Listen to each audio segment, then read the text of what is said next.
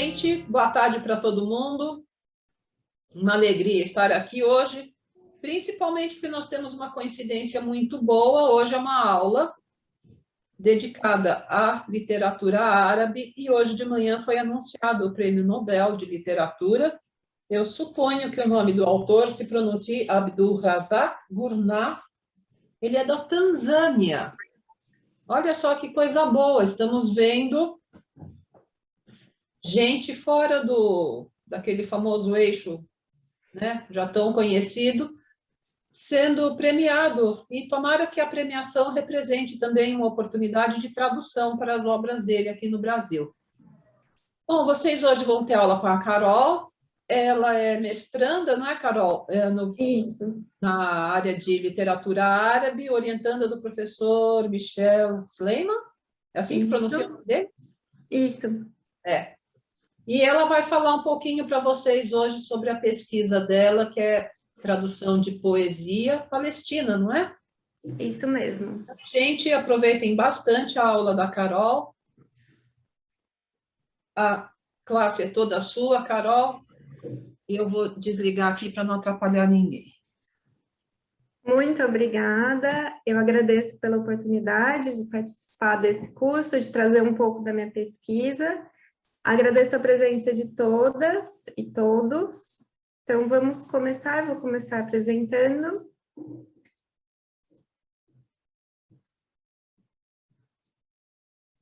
Aí vocês estão vendo a minha tela, certo? Certinho, então vamos começar. Então, hoje eu vou falar um pouco para vocês sobre a minha pesquisa. Qualquer problema, por favor, me interrompam. Eu vou falar sobre tradução de poesia nacionalista palestina em verso livre, um estudo da obra de Fadwa Tuqan, uma poeta palestina. Essa é a minha pesquisa do mestrado. Eu sou mestranda pelo Programa de Pós-Graduação em Letras Estrangeiras e Tradução, o PPG Letra, da USP. O meu orientador é o professor Michel Sleiman. Então, hoje eu vou falar para vocês um pouco da minha pesquisa. Na minha pesquisa, eu estudo essa poeta, a Fadwa Tuqan, uma poeta nascida em Nablus, na Palestina, e ela é referida como uma das mais importantes poetas do século, uma das primeiras vozes poéticas palestinas a ser conhecidas e reconhecidas no mundo árabe, a poeta palestina mais proeminente, uma das poetas árabes, de modo geral, mais renomadas. E eu poderia citar outras referências que consideram a Fadwa Tuqan uma das principais poetas árabes do século XX. Apesar disso, ela ainda é pouco traduzida e pouco estudada. Aqui no Brasil, por exemplo, eu encontrei só uma outra dissertação de mestrado que trata da Fadwa Tuqan, e alguns poemas traduzidos em um ou outro artigo, mas ainda de forma muito limitada. E em outros idiomas também, como inglês ou francês, ela ainda é pouco traduzida. Isso despertou meu interesse pela poeta Fadwa Tuqan, e, além disso, despertou meu interesse o fato de ser uma mulher de destaque na literatura árabe. Eventualmente, quando nós estudamos as mais variadas literaturas, nós acabamos estudando muitos nomes masculinos. Então, me chamou a atenção ela ser uma poeta tão importante e uma poeta mulher. E, além disso, me chama a atenção também essas datas que eu mostro aqui. Então, ela nasceu em 1917 e faleceu em 2003. Isso significa que ela presenciou os principais acontecimentos históricos no território da Palestina no século XX. No handout que eu mandei para vocês, eu mencionei alguns acontecimentos históricos e ela presenciou essas questões. E isso vai entrando na poesia dela, conforme ela vai desenvolvendo, vai avançando em sua carreira poética, esses acontecimentos vão entrando nos poemas. Agora eu vou falar um pouco sobre a obra da Fadwa Tuqan. Ela deixou diversas coleções de poemas e uma autobiografia dividida em 2 volumes, a Jornada Montanhosa, a Jornada Difícil, de 85, e a Jornada Mais Difícil, o 2º volume, de 93. Na minha pesquisa, eu recorro bastante à autobiografia, porque na autobiografia ela trata não somente de questões de sua vida pessoal, como poderíamos esperar de uma autobiografia, mas também de questões da história da literatura árabe, de tendências da poesia árabe que ela observava e como ela se via diante dessas tendências. Ela trata dos acontecimentos históricos, de como ela foi afetada por esses acontecimentos, ela comenta algumas questões políticas e ela fala muito também sobre a sociedade na qual ela foi criada, na qual ela cresceu e como ela, enquanto mulher, se via nessa sociedade, os desafios que ela enfrentou enquanto mulher poeta, mulher escritora, como isso foi para ela. Então, eu recorro bastante à autobiografia, ela traz também muitas explicações sobre alguns poemas, o que motivou a composição de alguns poemas específicos, como ela enxergava a sua própria produção poética. Então, é um material muito rico que também carece de mais estudos, mas no mestrado eu me concentro nas coleções de poemas que estão reunidas nesse livro, que eu tenho aqui impresso. Foi publicado póstumamente, reunindo as coleções, que são as seguintes: Sozinha com os Dias, que é a primeira publicada, Encontrei-a, Tê-nos Amor, Diante da Porta Fechada, A Noite e os Cavaleiros, Sozinho no Topo do Mundo, e, por fim, Júlio e a Outra Coisa. No mestrado, eu selecionei alguns poemas de A Noite e os Cavaleiros e Sozinho no Topo do Mundo para estudar e traduzir. E eu selecionei esses dois livros porque são os que eu considero mais representativos do nacionalismo expresso em verso livre na obra da Fadwa Tuqan. Eu vou explicar com mais detalhes as minhas escolhas para o corpus em pesquisa, mas antes disso, eu gostaria de falar um pouco sobre essa questão do verso livre em árabe. Então, o verso livre em árabe se consolidou na segunda metade do século XX. E isso é muito interessante, porque em algumas outras culturas, em alguns outros idiomas, nós temos registros de poemas em verso livre desde os séculos anteriores. Isso já era presente, o verso livre não era uma questão em algumas outras literaturas. Mas na literatura árabe, o verso livre praticamente inexistia até o século XIX. E quando ele entra na poesia árabe, ele entra com muita resistência. Então ele vai entrando aos poucos, ao longo das décadas, poetas vão fazendo experimentações em verso livre, mas ainda tem muita resistência a aceitar esse poema em verso livre. Então, agora eu convido vocês a fazer uma viagem no tempo comigo. Vamos voltar alguns séculos.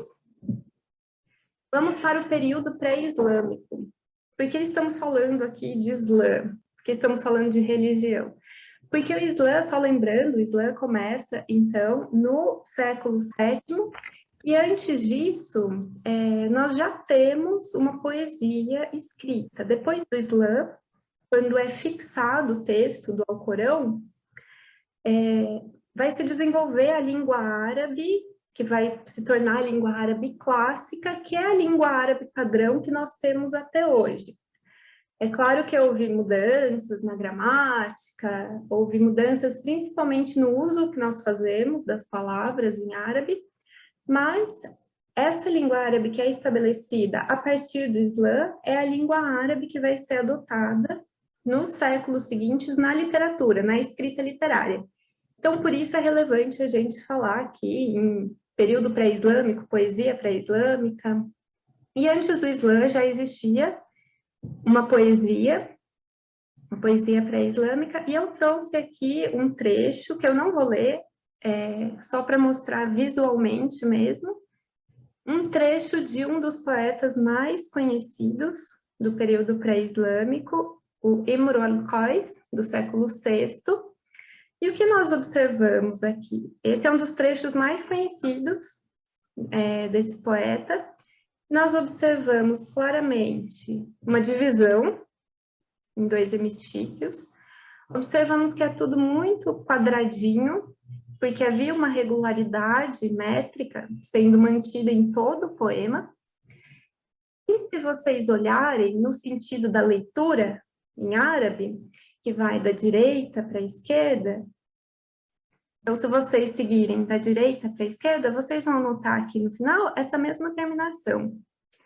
Nós temos a mesma letra em todos os finais de versos, em todos os finais dos segundos hemísticos, essa mesma letra, que no caso aqui é a letra Lam, que corresponde ao nosso L, e o poema ficava conhecido pela letra que fechava os versos. Então, no caso, essa é uma lamia, ou seja, um poema que termina em Lam, todos os versos terminam em Lam, e poderia terminar em qualquer letra. O importante é que essa letra, essa rima, é seguida ao longo de todos os versos.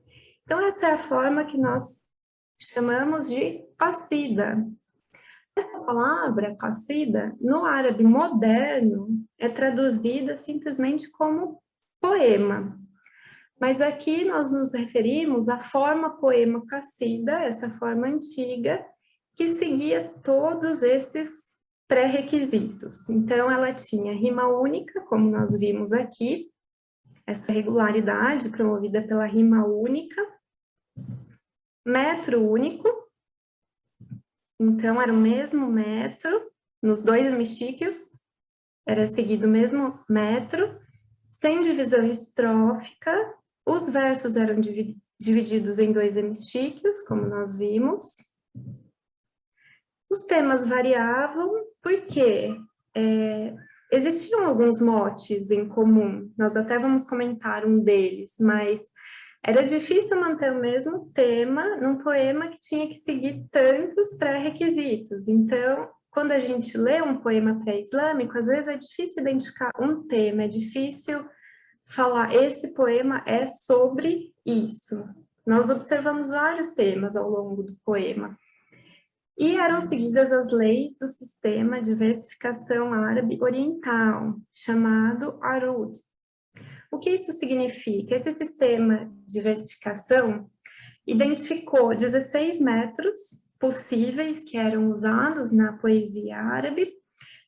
Esse sistema identificou, estudou e esquematizou esses 16 metros, e eram esses 16 metros que eram usados para escrever o poema. Nada além desses 16 metros. Então, quem escrevia o poema elencava dentre essas 16 opções e mantinha o mesmo metro em cada hemísticlo, e a divisão em dois hemísticlos, a mesma rima, toda essa regularidade ao longo de todo o poema. Poderia ter uma quantidade bem grande de versos, e isso era mantido, essa regularidade toda era mantida em todo o poema. Então, essa aqui é a qasida, a forma da qasida. Agora nós vamos dar um salto na história, nós vamos para o século XIX. No século XIX, nós temos na literatura árabe um movimento cultural que é denominado An-Nahda. O que é An-Nahda? Eu estou traduzindo despertar. Traduzindo como o despertar. Também pode ser traduzido como o levante. Eu já vi algumas traduções como renascimento, eu não acho uma tradução adequada, porque ela pode gerar uma comparação com o renascimento das literaturas europeias, e é um movimento cultural bem diferente aqui. Em que consistiu esse movimento cultural? Foi um retorno, uma tentativa de retorno, uma vontade de retorno ao passado glorioso da poesia árabe. Por que nós estamos falando em retorno? Porque do século XIII ao século XVIII, a história da literatura árabe considera que houve um vácuo cultural, um período de vácuo cultural, que corresponde ao período de domínio otomano, na região que hoje nós conhecemos como mundo árabe. As datas variam, de acordo com as referências que eu consultei, alguns consideram que esse período de vácuo cultural começou no século XV, outras situam um pouco antes ainda, terminando no final do século XVIII. Todas as referências que eu consultei concordam nesse ponto, que nesses séculos de domínio otomano, houve uma ausência de escolas literárias, de produções literárias que sejam consideradas pela crítica literária árabe como relevantes. Algumas referências chegam a afirmar que foi um período de decadência, de ausência de produções. Então, é esse período aqui que antecede a Narda. Então, quando começa a Narda, esse período de despertar da cultura árabe, o que é feito na literatura é uma tentativa de retorno ao passado glorioso da poesia árabe. Que passado é esse? É esse aqui que nós vimos. Então, uma vontade de retornar a isso que era feito antes, ao que foi herdado ao longo dos séculos pela poesia árabe. E aí nós chegamos no século XX. Então, a poesia árabe vai se transformando já desde a segunda metade do século XIX, e isso continua, esse intento de renovação continua na primeira metade do século XX, e as primeiras tentativas de mudar o poema, de fazer algo diferente daquilo que era feito desde os séculos anteriores, as primeiras tentativas se concentraram na rima e começaram ainda no século XIX. Essas experimentações de rompimento com a rima, elas consistiram em poemas que seguiam esse modelo, seguiam toda essa regularidade, todas essas regras rígidas, mas rompiam aqui no final com a rima. Uma das críticas literárias a quem eu recorro para minha pesquisa, ela afirma que esse tipo de experimento fracassou, porque quem escrevia o poema escrevia de acordo com essa forma, que é caracterizada por uma regularidade, e somente no final dos versos que essa regularidade com a rima, com o rompimento da rima. Então, essas foram as primeiras tentativas de transformar o poema, de fazer algo diferente. Depois disso, seguimos para a primeira metade do século XX, com propostas estróficas. Então, lembrando que a poesia antiga tinha uma sequência de versos, sem divisão estrófica, experimentações com variações métricas. Então, lembrando que era seguido o mesmo metro, quem escrevia o poema escolhia um metro e mantinha esse metro em todos os hemixíquios. Então, começamos a ver algumas tentativas de variações de forma rígida, que nós denominamos qassida. Vamos observar como isso se dá na obra da Poeta em Estudo, na obra da Khan. Quando nós olhamos o primeiro livro, publicado em 1952, Sozinha com os Dias, nós observamos, vejam só, aqui novamente eu não vou ler, eu trouxe um trecho de poema para mostrar visualmente mesmo. Nós observamos a divisão em hemixíquios, como nós tínhamos antes na poesia mais antiga. Veja, nós temos aqui a mesma rima, então se vocês seguirem aqui da direita para a esquerda, vocês vão encontrar a mesma rima, esse mesmo finalzinho aqui. Mas nós temos uma diferença com relação àquele poema mais antigo. Nós temos uma divisão estrófica, então já é alguma diferença. Em outro trecho do mesmo livro, vejam só, nós temos, além da divisão estrófica, rimas diferentes.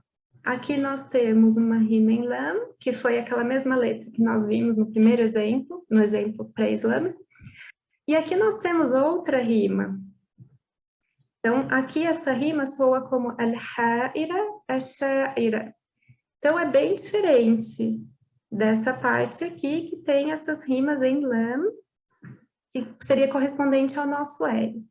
Ainda outro trecho do mesmo livro, nós notamos que há variação métrica e variação de rimas. Então, nós concluímos que nesse primeiro livro, a Fadot Khan está seguindo as tendências de seu tempo, da primeira metade do século XX, na literatura árabe, ou seja, ela ainda se baseia naquela forma poema da qassida, aquele poema árabe mais antigo, mas ela já propõe variações. Então, ela está seguindo as tendências da poesia árabe. E o verso livre vai começar a ganhar um rosto mais nítido com Nazik al-Malaika. Nazik al-Malaika foi uma poeta iraquiana, ela é considerada a pioneira do verso livre. Ela publicou esse poema Cólera. No handout que eu mandei para vocês, eu menciono esse poema, e eu deixei também o link do artigo que nós publicamos, eu e meu orientador, publicamos esse ano, justamente sobre esse poema e sobre toda essa trajetória do verso livre na poesia árabe. Então, quem tiver interesse, o link, eu disponibilizei o link nesse handout, e ela publica, então, esse poema Cólera numa revista libanesa, e depois ele integra a coleção Estilhaços e Cinzas, publicada em 1949. Essa coleção inclui também um prefácio, e essa é a grande diferença da Nazik al-Malaika com relação a poetas que vinham experimentando com o verso livre nas décadas anteriores. Esse prefácio que ela coloca junto com a coleção de poemas Estilhaços e Cinzas. Porque quando nós olhamos para o poema Cólera, que é considerado o primeiro poema árabe em verso livre, nós notamos que ele é um pouco diferente do que nós temos aqui como verso livre, da forma como nós concebemos verso livre. Nós notamos que há variação métrica, sim, mas ela ainda segue padrões métricos estabelecidos pela poesia árabe mais antiga. Não há rima única, como havia no poema árabe antigo, mas há uma sequência de rimas, então ela não se desobriga da rima. Então, nós notamos aqui A, B, B, C, C, B. Aí aqui nós temos outra rima no final. Então, ela não se desobriga da rima e nem do metro. Ela ainda mantém essa obrigação com a rima e com o metro. O que diferencia a experiência dela é que, além de propor essas variações, a forma antiga da Qassida, com uma sequência de rimas, há também divisão estrófica, eu trouxe só um trechinho, mas essa é uma estrofe só do poema, ele é um poema mais longo, e variações métricas. Além disso, que já vinha sendo feito, na verdade, o que diferencia a experiência dela é o prefácio, e nesse prefácio ela faz todo um comentário sobre a poesia árabe, sobre a história da literatura árabe, ela defende o verso livre, ela explica por que ela acha que a poesia árabe precisa ser transformada, precisa mudar, são necessárias novas formas de expressão na literatura árabe. Ela vai defendendo o ponto de vista dela, com exemplos da literatura árabe, da própria literatura árabe, da literatura de outros países e com trechos de composição própria. Ela coloca alguns trechos que ela mesma escreveu e ela conclui em alguns trechos: vejam como eu consegui expressar essa ideia com facilidade nesses versos. Agora imaginem se eu precisasse manter todos aqueles pré-requisitos da poesia mais antiga. Eu não conseguiria expressar a mesma ideia, provavelmente não conseguiria. E ela comenta também que muitas pessoas deixam de escrever poemas em função dessas amarras, em função dessas regras rígidas da poesia árabe antiga. Então, ela defende o verso livre. Porém, ela coloca algumas limitações ao verso livre. Isso, embora pareça um passo atrás, na verdade, isso motivou muitos debates, isso fez com que poetas em todo o mundo árabe repensassem a sua própria forma de escrever. Por isso, esse prefácio é considerado um primeiro manifesto. Algumas referências que eu consultei consideram esse prefácio o primeiro manifesto do verso livre em árabe. Então, apesar de ela colocar limitações, por exemplo, o poema em prosa, ela não aceita, ela considera uma aberração o poema em prosa, porque não é nem poesia e nem prosa, na opinião dela. Ela coloca limites ao verso livre. Mas justamente isso provocou uma polêmica e fez com que o debate caminhasse, com que isso motivou debates em todo o mundo árabe sobre o verso livre. E a poeta que eu estudo, a Fadwa Tuqan, ela relata na autobiografia que a partir da leitura do que a Nazik al-Malaki estava escrevendo, ela, pessoalmente, se convenceu a abandonar decididamente as formas fixas, aqueles padrões da poesia antiga, para trabalhar em sua nova poesia. Isso, na literatura árabe, essa transformação do poema, essa entrada do verso livre na poesia árabe, ela se consolida nos anos 1950 e tem muita relação com os acontecimentos históricos nos países árabes. Então, no mundo em transformação, no mundo em que as coisas estavam mudando muito rapidamente, eram necessárias novas formas para expressar a poesia e era necessário mais liberdade para escrever o poema, porque eventualmente poetas queriam escrever sobre os acontecimentos e como escrever um poema sobre um tema como um acontecimento histórico, uma questão política, tendo a obrigação de seguir todas aquelas regras rígidas da poesia antiga, que limitavam o poema, limitavam a composição.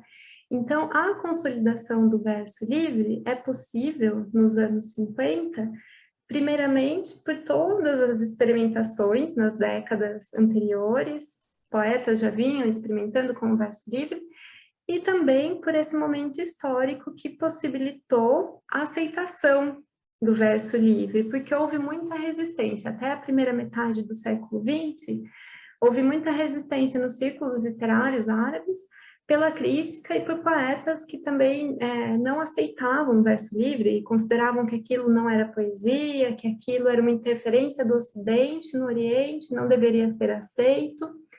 Então, essa resistência é quebrada nos anos 50 em função dessas duas questões, as experimentações nas décadas anteriores e esse momento histórico.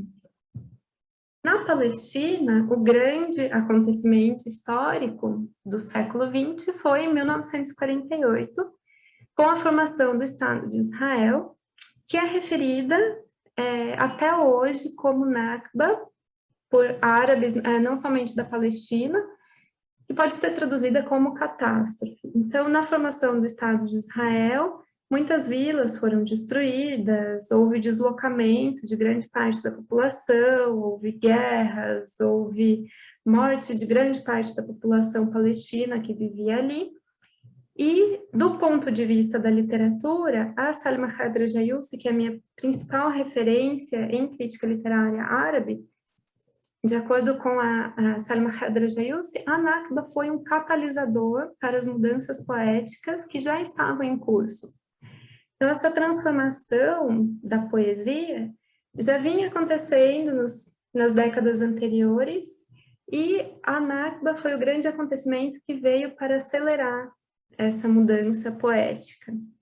E a partir desse acontecimento, a formação do Estado de Israel e outros acontecimentos nos países árabes, passa a ser disseminada essa ideia de eltizam, que pode ser traduzida como comprometimento. Isso foi muito divulgado por meio de revistas literárias árabes da época. Algumas referências que eu consultei relacionam essa ideia de comprometimento que passou a ser divulgada com a ideia de comprometimento presente no Sartre, quando ele escreve o que é literatura e questiona para que serve a literatura, para quem serve a literatura. Então passa a reinar em todo o mundo árabe a ideia de que a literatura deveria ser comprometida com os fatos históricos. Na obra da Fadwa Tuqan, isso vai acontecer a partir da Guerra de 1967, que foi uma das principais guerras no território palestino no século XX, teve consequências muito graves para o território, e a partir da Guerra de 67, ela passa a fazer parte do grupo de poetas que tratavam do nacionalismo na literatura palestina. Então, é uma literatura que vai tratar de acontecimentos históricos, como a Nakba, por exemplo, como massacres. Os dois massacres mais referidos pela literatura talvez sejam Deir Yassin e Kfar Qassem. É uma literatura que trata de cidades e vilas. E por que essa questão com as cidades e as vilas? Porque muitas dessas localidades foram totalmente destruídas e elas receberam outros nomes, receberam outra população, de outra cultura. O nome árabe foi extinto do mapa e no lugar foi construído uma outra vila, uma outra cidade com outro nome em hebraico. Então, a menção, a evocação dessas localidades, ela não é uma mera localização geográfica na literatura nacionalista palestina. Ela é uma evocação de lugares que foram eliminados, que não existem mais, que não podem ser acessados.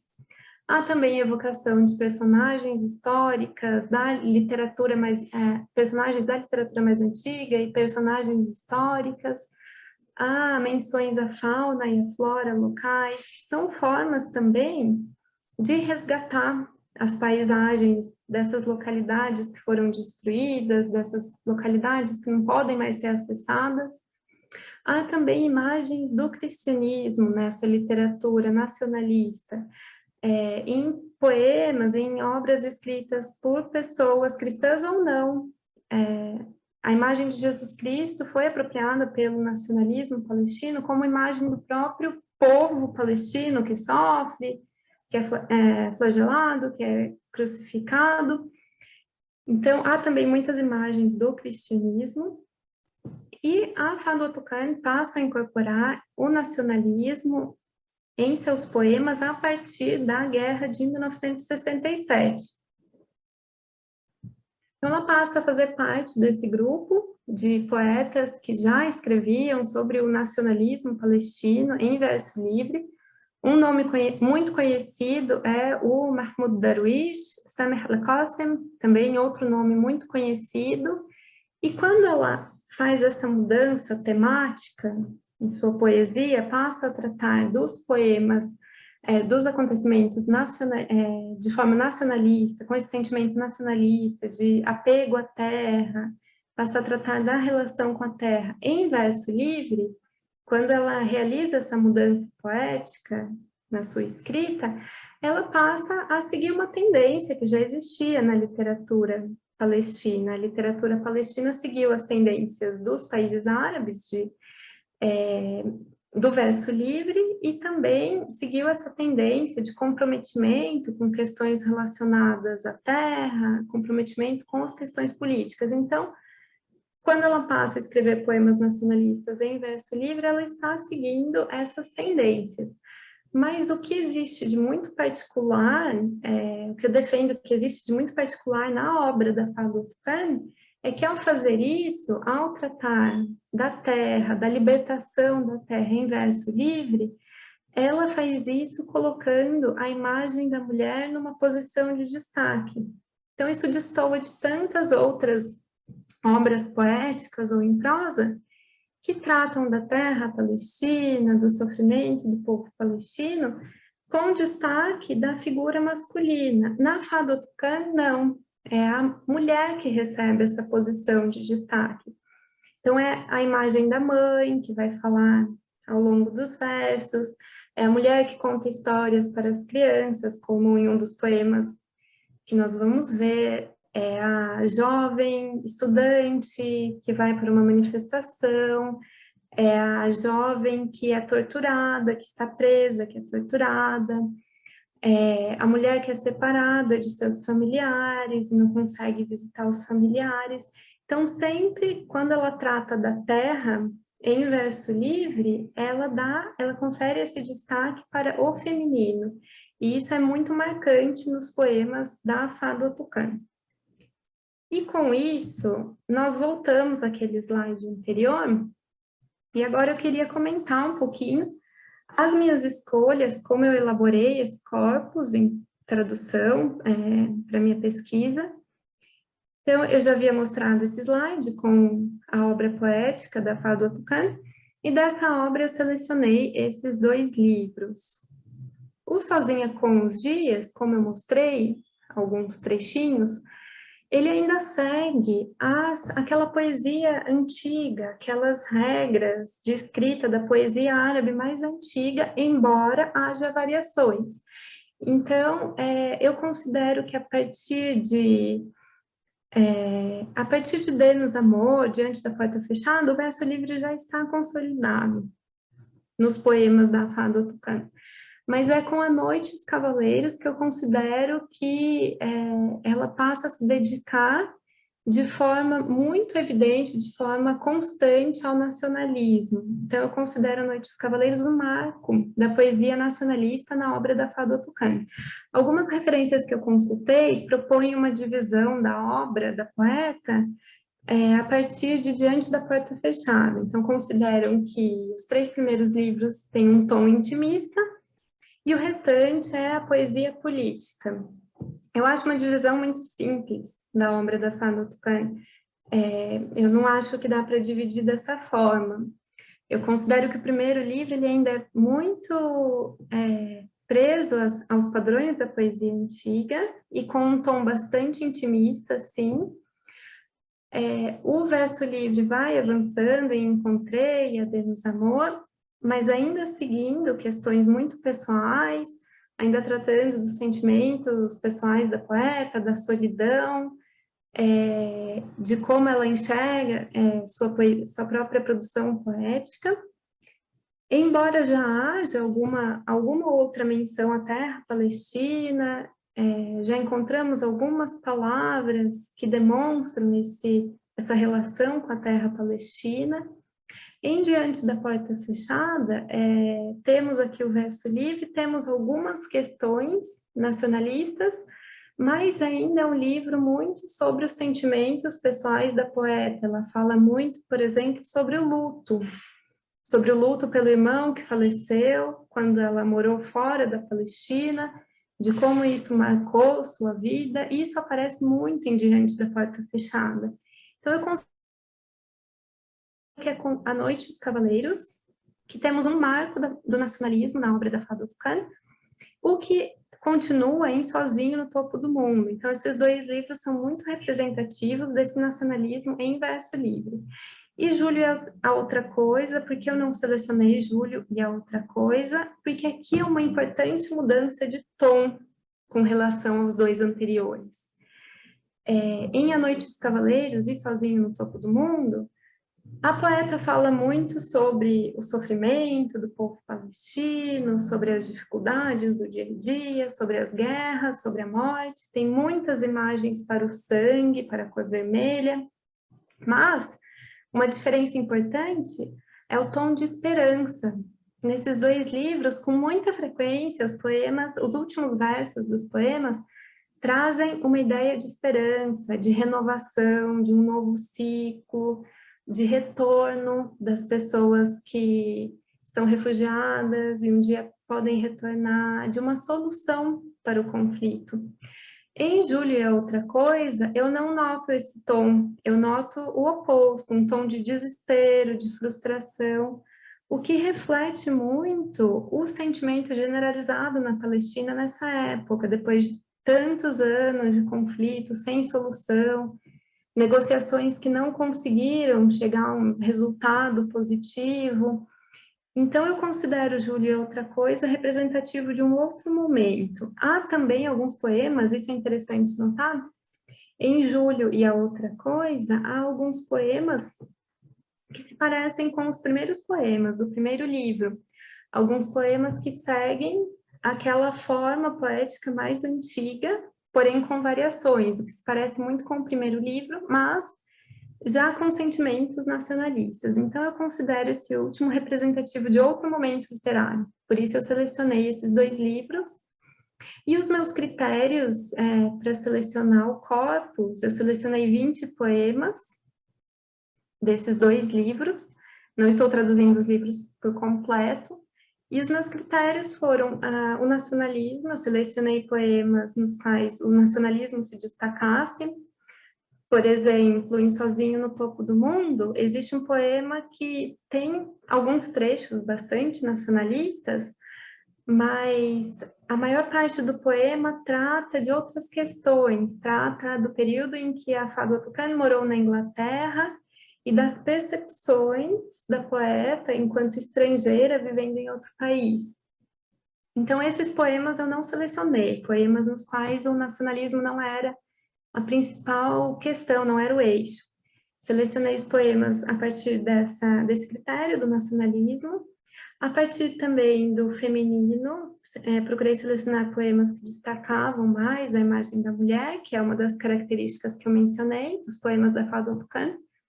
Também atentei ao destaque que a própria poeta confere a alguns poemas na autobiografia. Na autobiografia ela comenta a composição de alguns poemas específicos, por que ela escreveu esses poemas, o que a motivou, como foi a recepção desses poemas. Então, eu também atentei ao destaque que ela mesma confere a seus próprios poemas.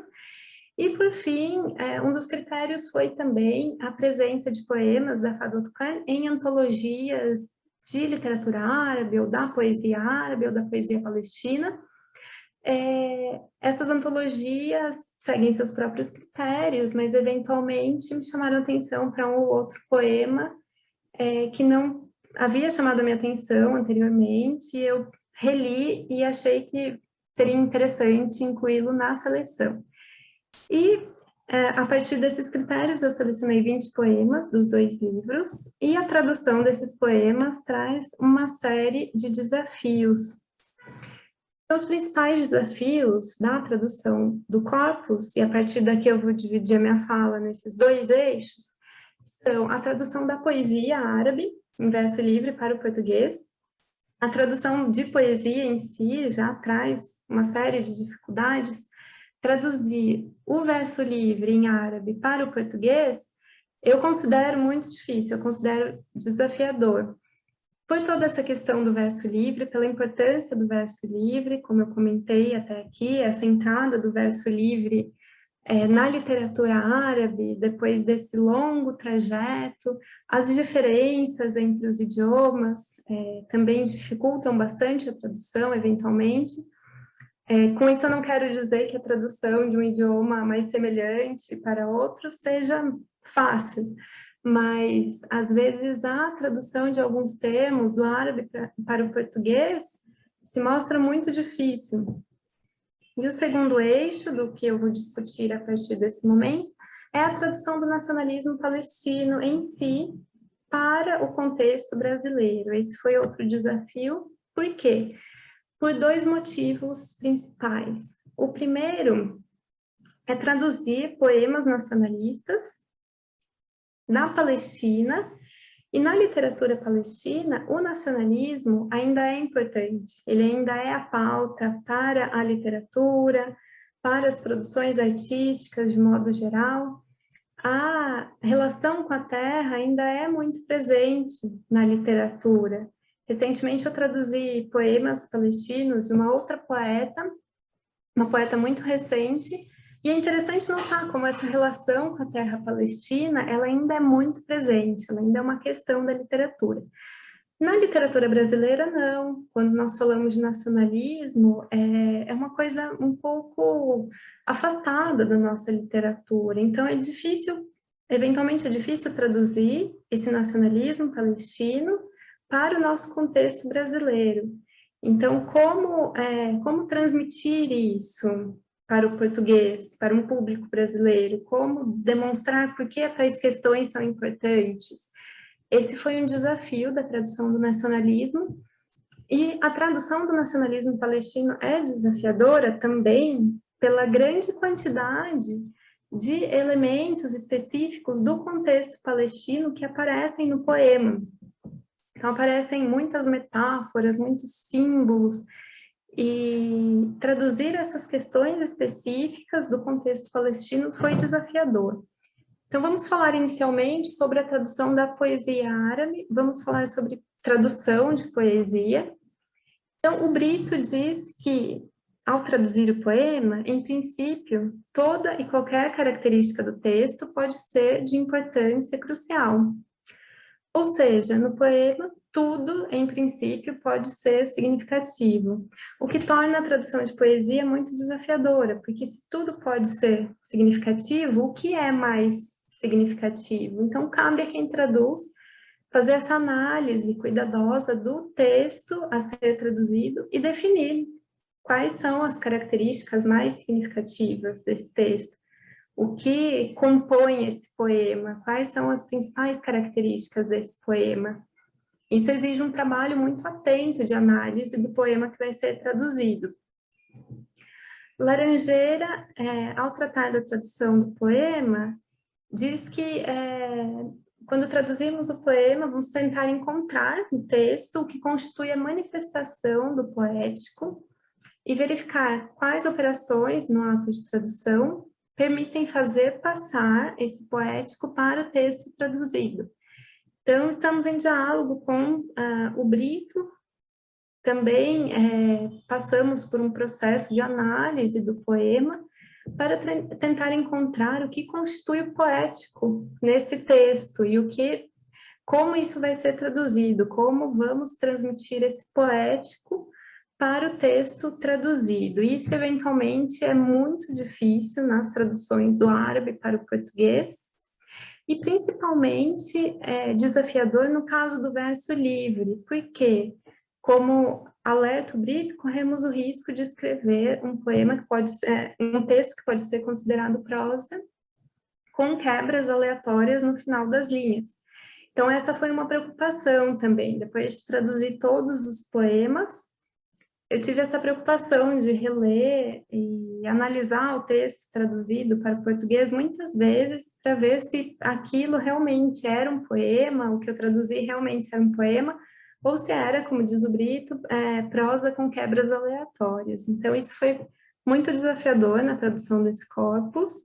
E agora eu queria comentar algumas escolhas específicas, gostaria de trazer alguns exemplos de como eu trabalhei. Eu estou já no final do mestrado, então eu tenho já alguns resultados para mostrar, os poemas já foram traduzidos, estão em processo de revisão agora, e eu queria mostrar algumas escolhas. Primeiramente, eu queria falar sobre rimas. Então, todos os poemas que eu selecionei para tradução são poemas em verso livre. O que não significa que as rimas não existam nos poemas em verso livre, e mesmo alguns trechos com padrões métricos que se repetem. Isso existe nos poemas, e eu procurei estar atenta a essas questões sempre que eu lia o poema em árabe. Nesse caso específico, esse é um poema, daria para falar muitas coisas sobre ele, daria para ficar um tempo aqui falando sobre esse poema, mas eu queria chamar a atenção para essa questão das rimas nesse poema. É um poema em que a Fado Tucan escreve para o sobrinho e para a sobrinha. Ela dedica às duas crianças, e nesse trecho específico, ela fala do sobrinho. E eu notei aqui no árabe que o nome do sobrinho, que é Omar, rima com a lua, que é Al-Qamar. E eu fiquei pensando sobre como eu poderia traduzir essa rima para o português.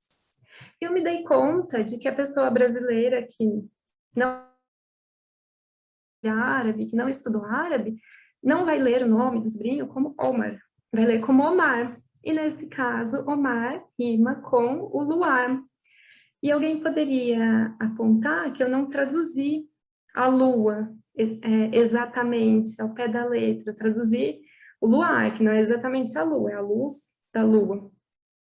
Mas aqui nós devemos lembrar também que na língua árabe, a lua é uma palavra masculina e o sol é uma palavra feminina. Então, ao comparar o sobrinho, a lua, ela compara o sobrinho a um substantivo masculino. Nesse sentido, é interessante comparar o sobrinho a um substantivo masculino também. Então, no caso, ficou assim, uma historinha esperta contada por Omar. Estou cansada das saudades, Omar, do seu rostinho lindo como o luar. Rimando, então, Omar com luar. Eu fiz também aqui um acréscimo, lindo como o luar. Isso não existe em árabe. Por que eu fiz esse acréscimo? Porque essa comparação da beleza masculina à lua é muito óbvia em árabe, é muito óbvia. Desde as Mil e Uma Noites, nas Mil e Uma Noites temos muitos exemplos de comparação da beleza masculina à lua cheia, isso é muito comum. Então, para uma pessoa árabe que lê isso aqui, isso é óbvio. Eu julguei que isso não era tão óbvio em português. Então, eu fiz esse acréscimo para deixar claro que é uma comparação relacionada à beleza do sobrinho. Ainda sobre esse trecho, eu queria destacar a questão da linguagem. Então, como eu disse, eu selecionei 20 poemas para traduzir. Cada um desses 20 poemas é muito diferente. Eu considerei cada um dos poemas um projeto de tradução específico, porque cada um tinha características diferentes.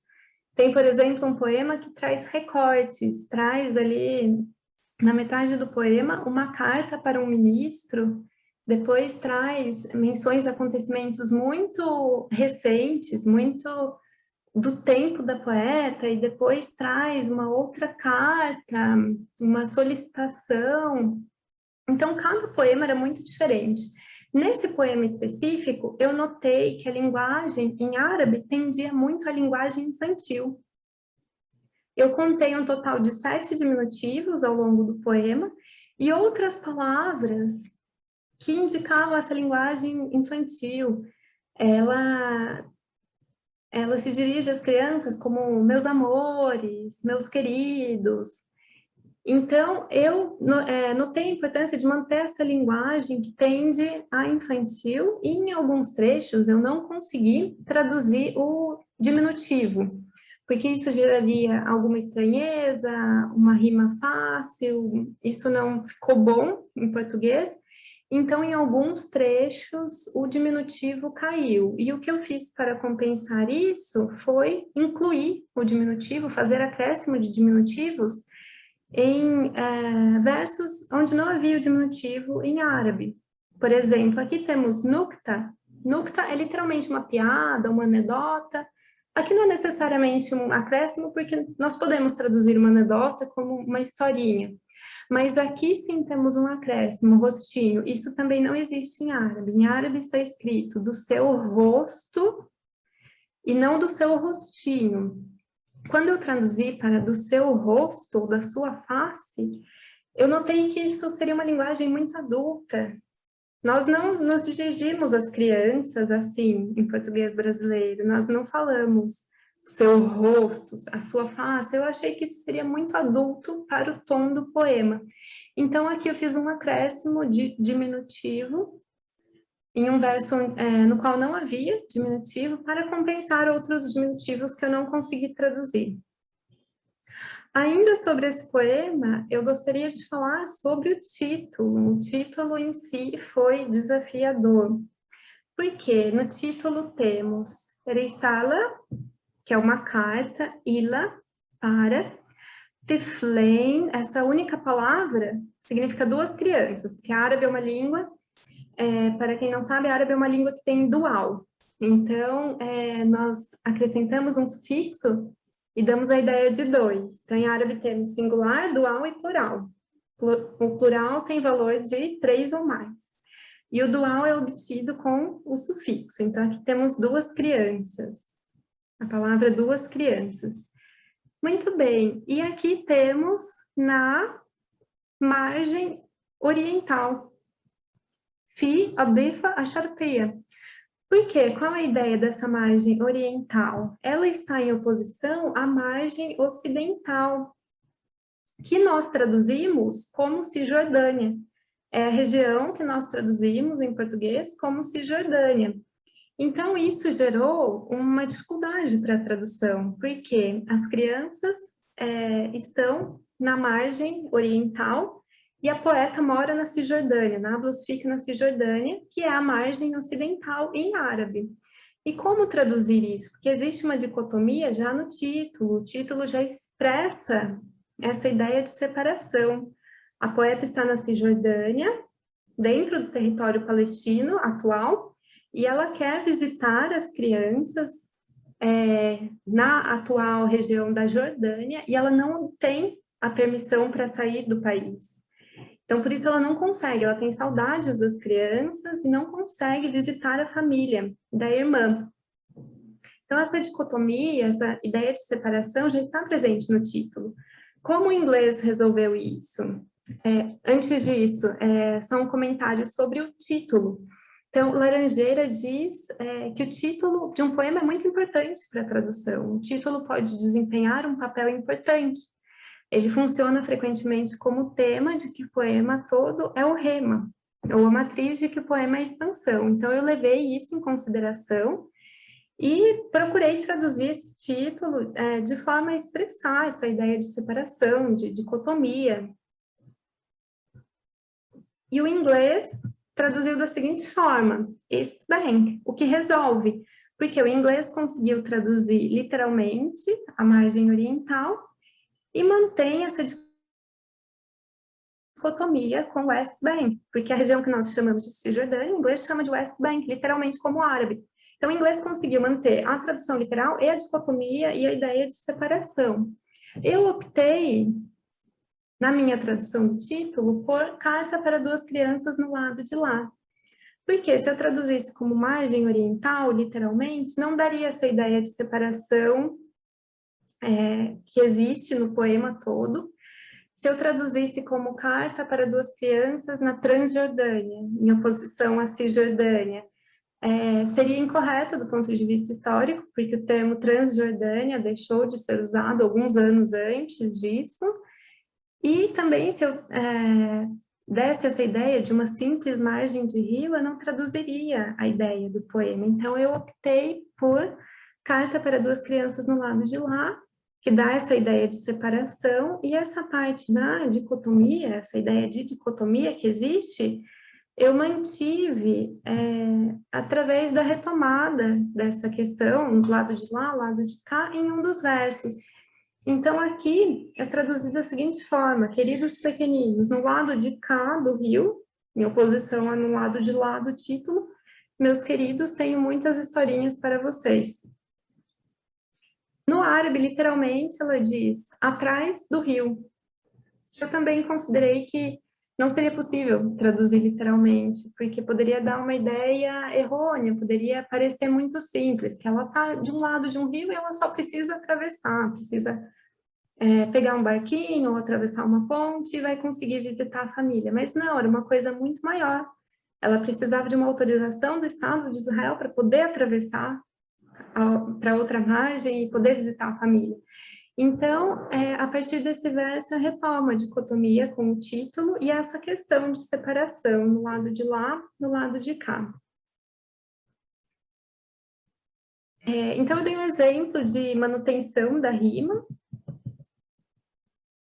Aqui nesse trecho, dei um exemplo de como eu mantive a rima. Em outros poemas, nem sempre foi possível manter a rima. E em alguns poemas eu julguei que não seria interessante manter a rima, que isso não era a questão mais importante, isso não era o que tinha de principal no poema.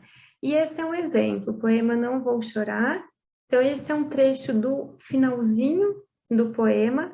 Aqui a gente tem a rima sendo estabelecida por essa letra que corresponde a um som de I longo, que aparece aqui nos finais. E nós temos algumas palavras que são palavras-chave do nacionalismo palestino. Aqui, quando eu analisei o poema em árabe, eu julguei que era mais importante manter os significados dessas palavras, que são palavras muito fortes no nacionalismo: pátria, terra, olhos, o próprio verbo plantar, são palavras muito fortes dos poemas nacionalistas. Os olhos aparecem em vários poemas também. Então, eu julguei que seria mais importante a manutenção do sentido dessas palavras, e eu julguei também que era importante manter essas palavras na posição em que elas se encontram, no final dos versos, porque elas têm um destaque no final dos versos em árabe. Então, eu procurei também destacá-las no final dos versos em português. Então, ficou assim: seus passos sigo e planto igual a vocês, meus pés na minha pátria e na minha terra. E planto igual a vocês, meus olhos na senda da luz e do sol. Seus passos sigo, não é à toa também, seus passos sigo e não sigo seus passos, porque é uma inversão da ordem mais natural que existe também no árabe. E eu procurei manter essas palavras-chave nos finais dos versos de forma a destacá-las. São palavras muito importantes do contexto nacionalismo. Por exemplo, a palavra terra, uma palavra importante que aparece em quase todos os poemas que eu traduzi, e é uma palavra que gerou várias questões para a tradução também, porque ela tem um peso muito importante. E aí nós já entramos no segundo eixo dos desafios que eu gostaria de mencionar. Então, a gente entra aqui na tradução do nacionalismo. Quando a poeta fala sobre isso, comenta a tradução de seus próprios poemas para outros idiomas, e a tradução especificamente dos poemas nacionalistas, ela fala sobre essa palavra, a terra. E ela diz o seguinte: essa palavra, quando empregada pela poesia palestina, aparece carregada de signos, sugestões, sentimentos, imagens e significados próprios nossos, os palestinos.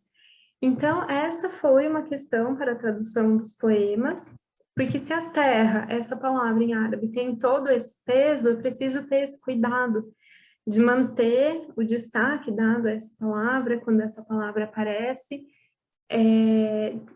de tentar manter a palavra sempre que ela aparece nos poemas e não colocar um sinônimo, por exemplo. Da mesma forma, quando aparecia outra palavra para se referir ao solo, eu tive essa preocupação também. Palavras relacionadas ao solo mais físico não poderiam ser traduzidas como terra, porque essa palavra tem a importância dela nesse contexto. Então, eu tive todo esse cuidado com essa palavra e com outras palavras que eu considerei importantes também para esse contexto nacionalista. Ainda sobre a tradução do nacionalismo, a poeta diz, na segunda parte da autobiografia, que a tradução bem-sucedida será aquela que conseguir absorver esses sentimentos nacionalistas, esses sentimentos de relação com a terra que existem na poesia nacionalista, e o impulso emotivo do poema, e inserir essa seiva, que é a alma da poesia, na outra língua. Mas, se a tradução é mera transposição literal dos significados diretos das palavras, o poema morre na tradução. Então, eu procurei atentar a esse conselho que a própria poeta oferece na segunda parte da autobiografia sobre a tradução do nacionalismo e procurei manter tudo isso que era muito caro ao nacionalismo palestino. Então, agora eu vou dar alguns exemplos mais relacionados ao nacionalismo nos poemas da Fadwa Tuqan. Então, como eu já disse, a questão das localidades é uma questão muito importante para a poesia nacionalista. Porque um dos historiadores que eu estudei para essa pesquisa, o Ilan Pappé, ele afirma que houve um memoricídio da Palestina. Ele se refere a essa questão das vilas e cidades como memoricídio. Muitas vilas foram destruídas, foi construída outra coisa no lugar, com outro nome, o nome anterior foi suprimido, em alguns casos foram derrubadas as vilas, foram plantadas reservas florestais, alegando que não existia nada ali antes e agora essas árvores não podem ser derrubadas por questões ambientais. Então, essa questão das vilas e cidades, ele trata desse assunto como um memoricídio da Palestina. Nesse sentido, a evocação de localidades, a menção a localidades, adquire um significado muito especial nos poemas palestinos. Algumas localidades que são mencionadas nos poemas da Fadwa Tuqan são Jerusalém, que é sempre muito mencionada em poemas palestinos, de modo geral, A menção ao Domo da Rocha, que é esse cartão postal de Jerusalém. A cidade de Jaffa, ou Yafa, vou comentá-la adiante, também é muito mencionada, não só pela Fada Tucan, há outras obras também em poesia ou em prosa que tratam muito dessa localidade. Ela é muito comum em muitos livros, em muitos poemas, em romances. A crítica literária Salma Khadrajayussi apresenta uma hipótese de que a menção tão recorrente a Jaffa ou Yafa tem relação com a produção de laranja nessa cidade, que era muito grande, e a laranja foi um dos elementos da natureza que foram apropriados também pelo nacionalismo palestino como um dos símbolos da própria Palestina. Bisan, que eu vou mencionar adiante, Hatin, Tubas, que é uma localidade na Palestina, que também é mencionada em um dos poemas. Em um dos poemas aparece o Monte Ebal, em Nablus, que é a cidade natal da poeta. Então, nenhuma dessas menções a localidades são por acaso, nenhuma dessas menções tem como objetivo apenas localizar quem lê, localizar geograficamente, localizar no mapa. Elas adquirem um significado especial no poema nacionalista palestino. Então, eu procurei atentar também a esses nomes e manter o destaque que é dado para essas localidades nos poemas, na tradução dos poemas. Um exemplo é a vila de Hatin. Quando eu traduzi esse poema, um poema que eu traduzi como Aos que estão atrás das grades, é um poema no qual ela trata de jovens nas prisões israelenses, jovens da Palestina nas prisões israelenses. Apareceu essa palavra, Hatin, que eu não conhecia. Eu fui pesquisar, descobri que era uma vila, mas não... inicialmente não entendi muito bem a importância dessa vila de Hatin.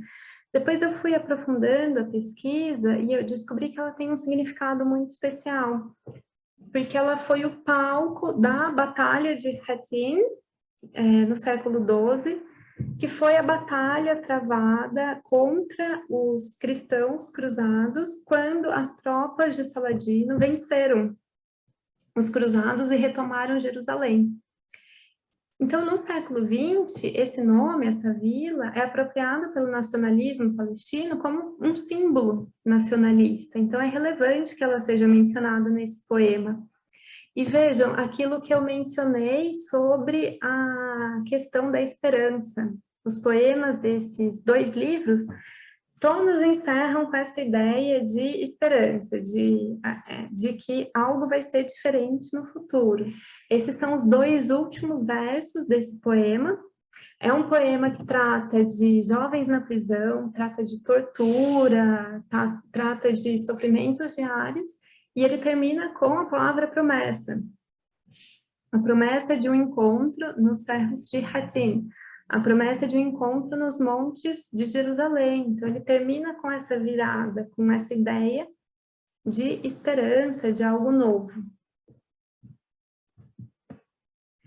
No caso de Bisan, é outra localidade que aparece nesse poema, do qual eu já falei bastante, que é o Carta para Duas Crianças no lado de lá. Ele aparece nesse trechinho, na verdade, a poeta está citando uma canção da cantora libanesa Fairuz, das cantoras árabes mais conhecidas das últimas décadas. Ela cita essa canção e depois ela fala sobre Bisan, que é uma vila palestina. Quando eu expandi a pesquisa também, encontrei muitas informações sobre Bisan, que foi uma vila totalmente destruída. Houve uma tentativa, ainda antes da formação do Estado de Israel, houve tentativas de negociações sobre as terras de Bisan, mas no fim a população árabe foi evacuada e a vila de Bisan foi destruída, e no local foi construída outra vila com população judia e com o nome hebraico. Então ela foi totalmente destruída. Então, a evocação dessa vila, desse nome no poema, adquire esse significado de evocação de uma memória.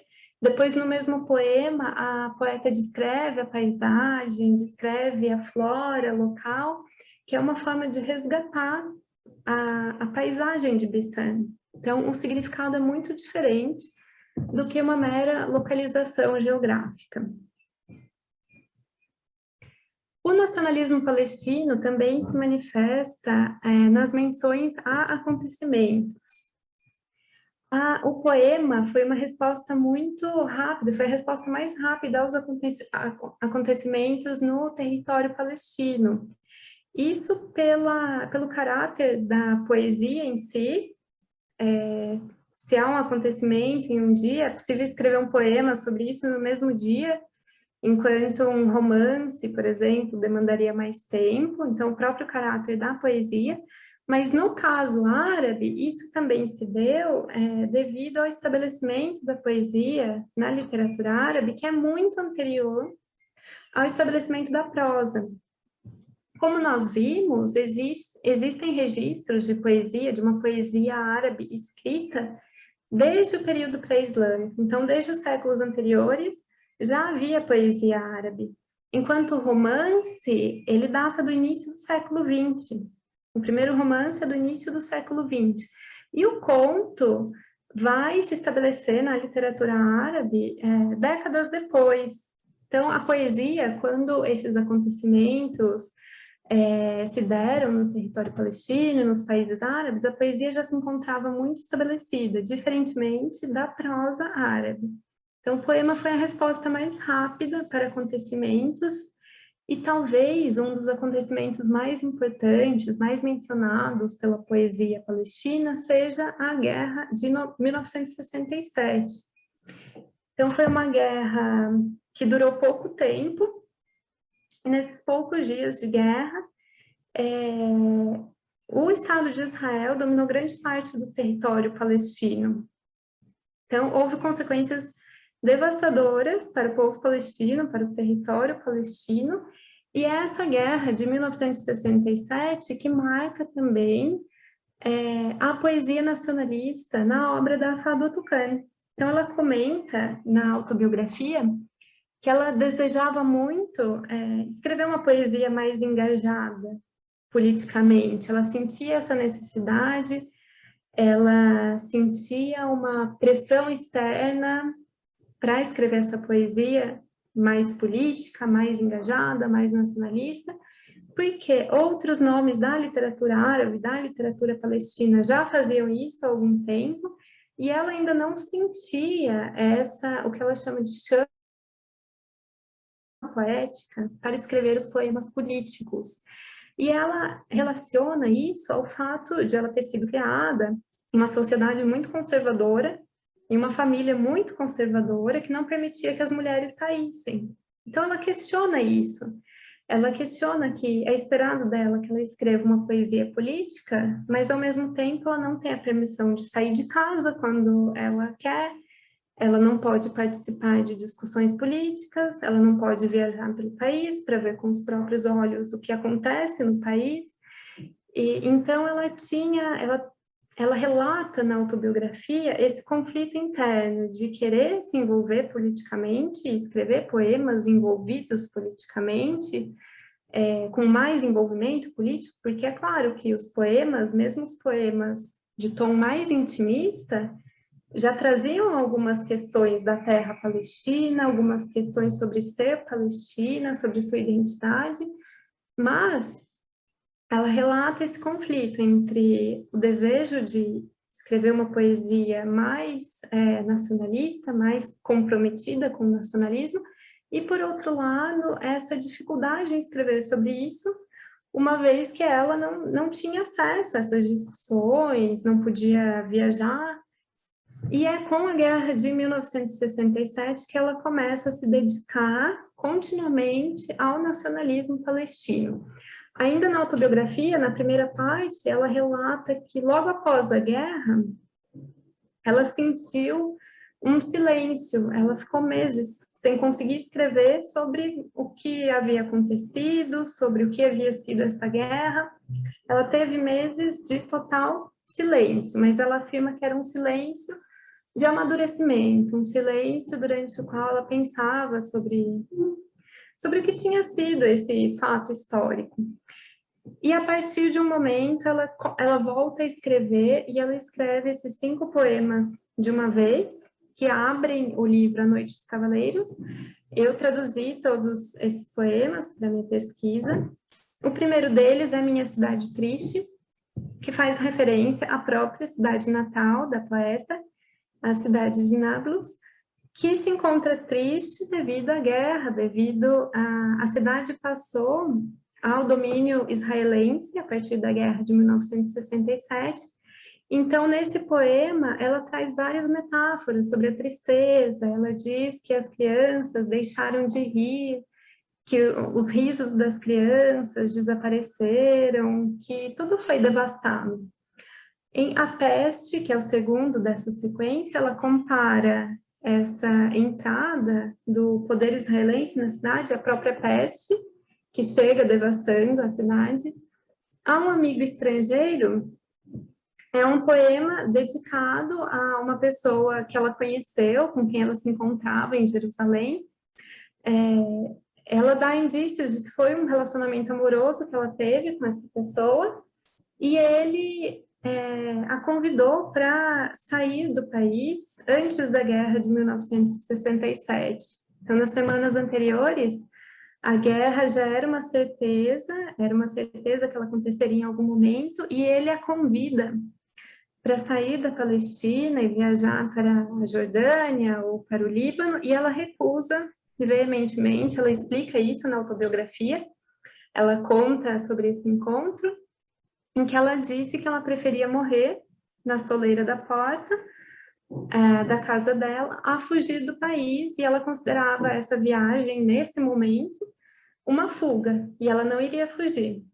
Então, é um poema muito bonito, no qual ela começa com meu amigo estrangeiro, e se... E ela vai elencando vários e se isso não acontecesse nesse momento, e se eles não chegassem à nossa terra, e se nada disso estivesse acontecendo. E ela conclui no final que se nada disso acontecesse, estaríamos juntos. O Dilúvio e a Árvore é um poema muito conhecido. Esse sim é um poema muito traduzido para vários idiomas. E nesse poema ela faz referência direta à guerra de 1967 e principalmente a forma como ela foi veiculada pela mídia. Notem que eu optei por escrever aqui, e na minha dissertação também eu escrevo Guerra de 1967. A literatura árabe relembra essa guerra como Guerra de Junho, mas no Ocidente ela foi muito traduzida como a Guerra dos 6 Dias, que é uma forma de dar destaque ao tempo curto que o Estado de Israel levou para derrotar as forças árabes. É uma forma de dar destaque à derrota árabe e à vitória israelense, que foi em apenas 6 dias. Então, nesse poema, ela faz uma crítica a essa forma como a mídia internacional tratou da guerra, anunciando aos 4 ventos a derrota árabe, como se isso fosse o fim desses países árabes. E no fim ela traz uma ideia de esperança também, de que a árvore vai se reerguer, a árvore vai se levantar, em referência à própria terra palestina. E finalmente, em Viva para Sempre, esse Viva para Sempre é uma referência à pátria. Então, a pátria está viva para sempre, ela acredita que a pátria não vai morrer.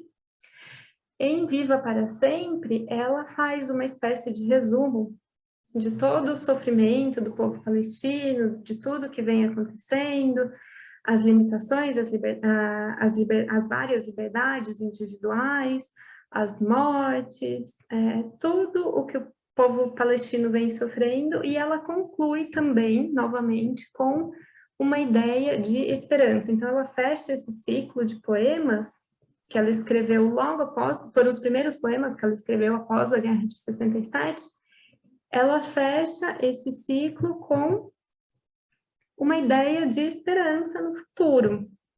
Ela diz o seguinte: de nosso penar, de nossa grande tristeza, isso ela se dirige à pátria, da viscosidade do sangue em nossos muros, da convulsão da morte e da vida, vida nova ressurgirá em você, ó nossa ferida profunda, ó nosso sofrimento, ó nosso único amor.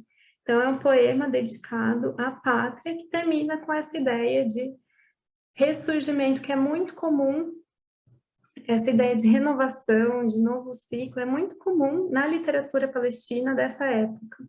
Não só nos poemas da Fado Tucan, mas em outros poemas também, de diversas autorias, é muito comum essa ideia de renovação do ciclo, de algo diferente que está por vir. Outro acontecimento que é referido em um dos poemas é esse massacre ocorrido na Jordânia em 1970. Então, foi um massacre que teve início em setembro daquele ano, de 1970, e começou com um conflito entre as forças da OLP, Organização para a Libertação da Palestina, e o governo jordaniano, e esse conflito culminou na morte de uma população palestina muito grande que residia na Jordânia. Então, é um fato muito comentado também pela literatura, e ela dedica esse poema, Elegia ao Cavaleiro, na verdade, ela dedica a morte do Nasser. Já vou falar sobre ele, mas ela inicia esse trecho tratando do massacre. Então, ela começa com setembro, festival de mortes em seu ápice, Amã transformou-se em túmulo e caixão. Nos versos seguintes, ela traz várias metáforas para o sangue derramado, ela traz o vinho, traz a cor vermelha, várias metáforas, e ela chega à segunda parte do poema falando sobre o Redentor. O Redentor é uma referência a Gamal Abdel Nasser, que é o líder egípcio, a quem ela dedica esse poema. Na autobiografia, na segunda parte da autobiografia, ela comenta a morte do Nasser. Ela relata que ela sofreu particularmente com essa morte, ela considerou que foi como perder um irmão. Ela chegou a conhecê-lo pessoalmente, teve a oportunidade de se encontrar com Nasser, e ela se sentiu muito triste com a morte do Nasser. Ela relembra os cortejos simbólicos na Palestina, porque ele foi o líder egípcio, mas na Palestina houve cortejos simbólicos em homenagem a Nasser, e ela relembra todo esse acontecimento e como ela se sentiu. Então, esse é um poema dedicado à morte dele, e à população palestina que morreu na Jordânia. E, novamente, no final, ela traz essa ideia de renovação, de renascer das cinzas. Então, ela diz: das feridas da terra, ele virá, dos anos de seca, ele virá, das cinzas da morte, ele virá. Sua morte é nascimento, há de vir. Então, essa ideia de renovação, que é muito comum nos poemas, não só da Fado Tucan, mas em vários poemas nacionalistas dessa época.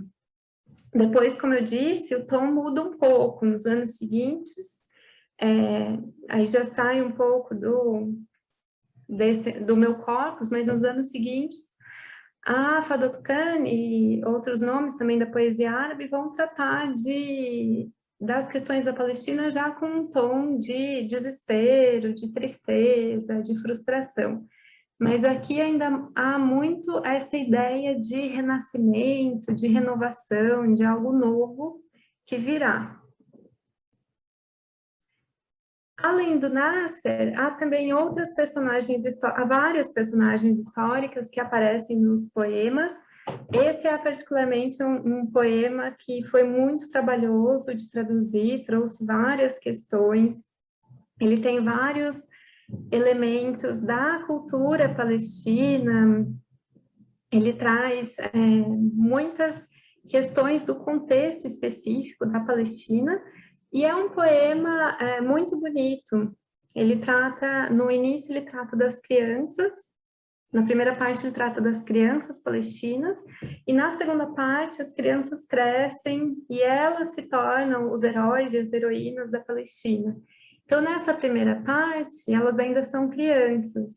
E a primeira parte tem como título 1967, que é justamente a Guerra de 1967 que nós mencionamos. Então, nessa primeira parte, elas são crianças e elas brincam pelas ruas, elas não têm preocupações, elas não entendem o que está acontecendo, elas saem correndo pelas casas, elas são exatamente crianças. Mas quando elas brincam de guerra, e elas brincam de guerra com galhos, que elas usam como lanças ou espadas. E elas brincam de interpretar personagens como, por exemplo, Izzedine al-Qassam, em Guarda nos Bosques da Montanha, e Abdelkader em Al-Qastal. Então, é uma brincadeira muito comum de crianças, brincar com espadinhas improvisadas e brincar de ser outra pessoa. Isso é uma brincadeira infantil muito comum.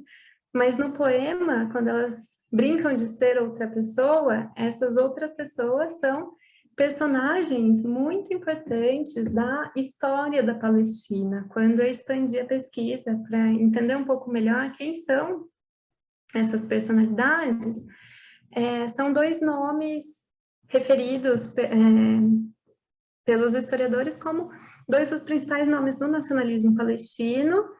Ambos atuaram principalmente na década de 1930, portanto, antes da formação do Estado de Israel, e atuaram contra a presença britânica no território palestino e contra o avanço sionista. E quando morreram, foram realizados cortejos fúnebres em toda a Palestina. Os historiadores comentam muito a importância que a importância que eles tiveram e o grande impacto que foi a morte dessas personalidades.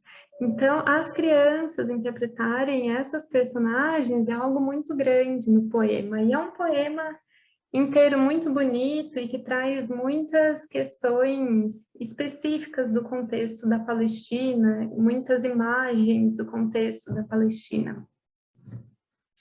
O nacionalismo palestino, eventualmente, também se manifesta na literatura com menções à literatura antiga. E aqui nós retornamos ao nosso poema do início da apresentação. Então, eu comentei esse poeta, o Imrul Qais. Eu trouxe esse trecho para mostrar visualmente a poesia pré-islâmica.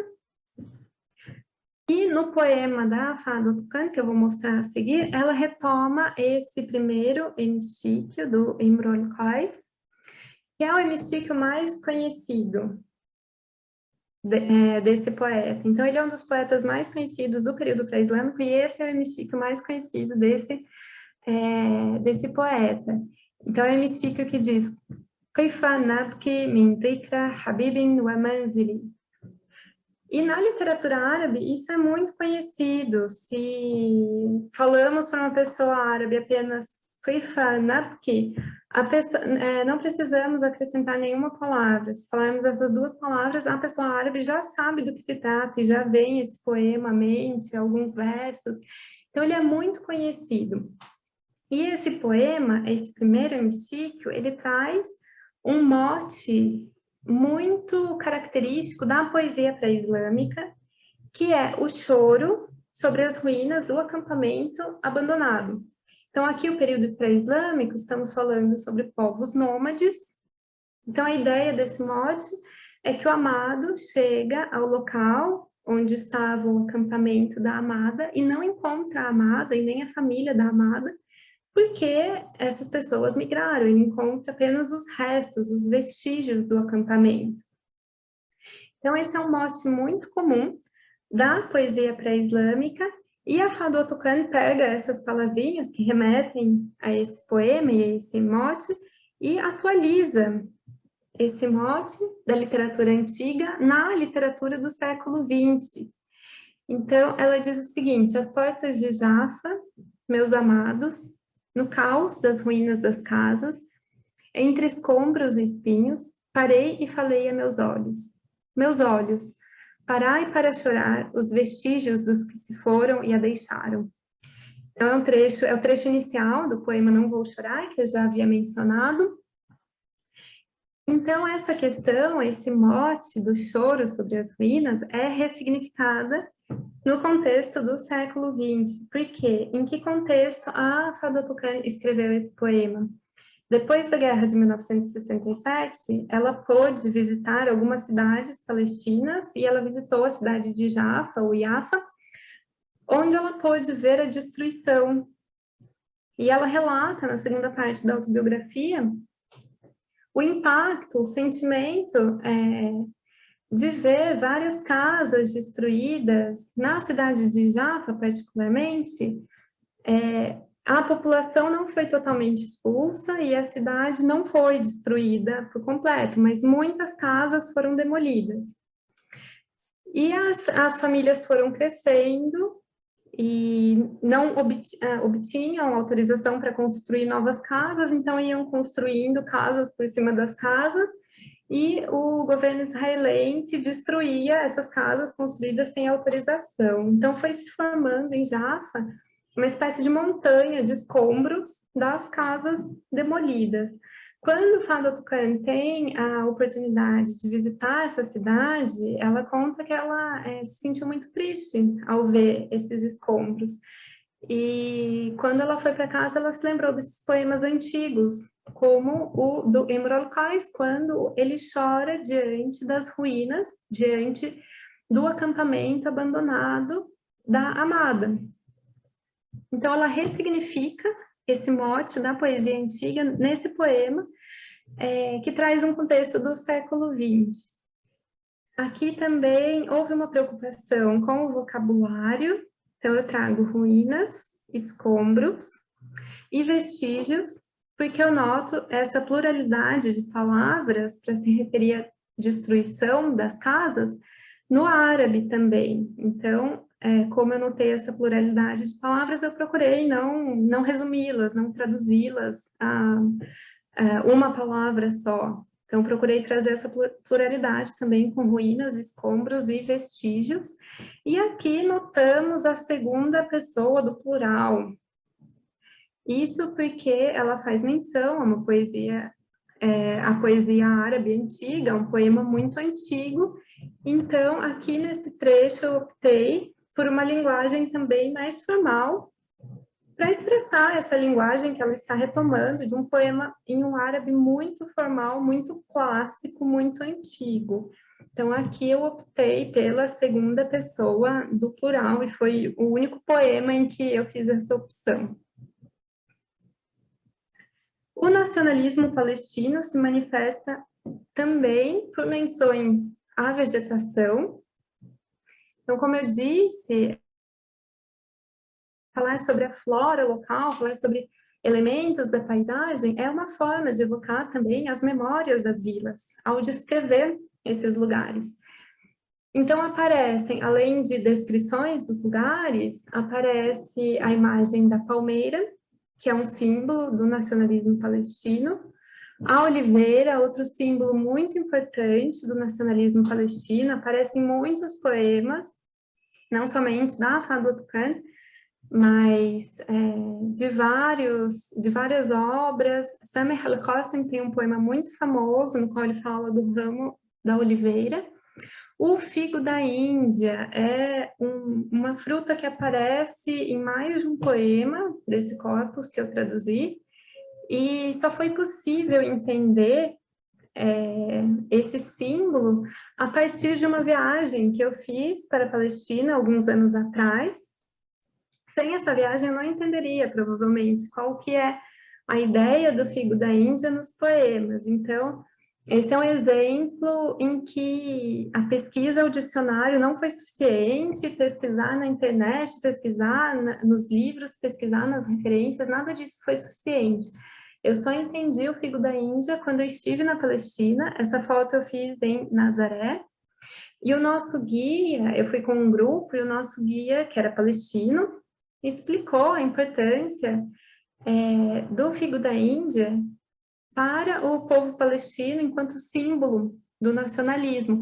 É uma planta que está presente no Brasil, o figo da Índia, dependendo da região do país, pode ser chamado de palma, está presente no Brasil e ela é muito resistente à aridez do solo, ela consegue sobreviver à aridez do solo e ela é uma planta muito resistente também. O nosso guia, nesse lugar, explicou que se você tira a planta do solo, você acredita que você eliminou a planta do solo, que você retirou até a última raiz da planta, mas quando você volta, algumas semanas depois, você vê que ela está começando a brotar de novo. Então, por isso, a imagem dessa planta foi apropriada também pelo nacionalismo palestino, enquanto símbolo da ligação do povo palestino à terra, dessa ligação muito forte com a terra palestina, foi apropriado, então, pelo nacionalismo, além de outras plantas que aparecem. E como eu disse, a descrição de uma paisagem pode servir também como resgate de uma memória, memória de um lugar que não pode mais ser visitado, de um lugar que foi totalmente destruído, que não pode mais ser acessado. É o que nós observamos, novamente nesse poema que eu já mencionei, nesse trecho em que é descrita uma paisagem de uma terra que não existe mais, de uma terra que foi destruída. Então, aqui nós temos imagens de flores de lótus, peônias vermelhas e azuis, alfavaca e funcho, presentes da primavera no nosso país, presentes da chuva. Ela trata dessa paisagem, uma paisagem de um lugar que foi destruído, trazendo esses detalhes, essas imagens. Então, eu procurei manter também essas imagens da forma como elas estavam em árabe, porque eu considerei que seria importante eu manter essa descrição da paisagem que é feita. Imaginem, por exemplo, se eu tivesse traduzido flores de lótus para uma flor mais conhecida no Brasil, como azaleias, por exemplo. Peônias vermelhas e azuis, o que são peônias? Eu precisei pesquisar as peônias. Então, se eu traduzisse para uma planta mais comum, eu mataria o poema, como diz a própria poeta na autobiografia, o poema morre na tradução, se você não consegue transferir essas questões tão particulares, essas questões tão importantes para o poema na tradução. Então, eu tive esse cuidado também com essas descrições de paisagens, com esses elementos da terra palestina que eu notei no poema em árabe. E há uma série de outros símbolos do nacionalismo palestino que aparecem nos poemas da Fadot Khan, como a imagem do cavaleiro, naquele poema que eu mencionei, que é o poema escrito na ocasião da morte do Nasser, por exemplo, ele é comparado a um cavaleiro. Há muitos poemas que trazem essa imagem do cavaleiro enquanto símbolo do próprio povo palestino. Há imagens do herói palestino, da heroína palestina. A mulher também ocupa esse papel de heroína em um dos poemas, por exemplo. Há uma descrição de uma cena de tortura, em que a mulher aprisionada escuta os passos do carcereiro no corredor, ela vai ouvindo e a tortura já começa a partir dessa expectativa. E ela resiste à tortura e não fala, ela se recusa a falar. Então a heroína também está muito presente, a imagem da mulher heroína está muito presente nos poemas. A luz, o sol também são símbolos muito recorrentes nos poemas da Fadot Khan. As raízes árabes também são muito mencionadas, são comparadas a raízes de árvores muito firmes no solo, que resistem à ventania, à tempestade, não deixam a árvore cair. A cor vermelha, o vinho, a própria palavra sangue aparece em muitos poemas. Em um dos poemas aparece um buquê de rosas como imagem do sangue. Então, há muitos símbolos do sangue, da morte, com a cor vermelha. Muitas imagens do cristianismo, como eu mencionei. Então, Jesus Cristo é comparado ao próprio povo palestino, que é crucificado, que sofre, que é flagelado. Há muitas menções. A poeta chegou a ser questionada porque ela trazia a imagem de Jesus. Tem um poema que chama, cujo título é Ao Senhor Jesus em Seu Dia, e ela é questionada sobre esse poema, porque não sendo cristã, ela escreveu um poema para Jesus Cristo, e ela argumenta que ela considera Jesus Cristo um dos primeiros palestinos, então faz sentido que ela escreva esse poema, a imagem de Jesus Cristo. Então, é uma imagem muito recorrente do nacionalismo palestino. E as árvores, os pássaros também são metáforas que aparecem em muitos poemas da Fadwa Tuqan. As árvores como símbolo da própria Palestina. Então, a árvore como uma árvore firme, uma árvore que tem suas raízes nas profundezas do solo, que não vai ser derrubada. E os pássaros, o retorno dos pássaros também é uma metáfora que aparece em mais de um poema da Fadwa Tuqan.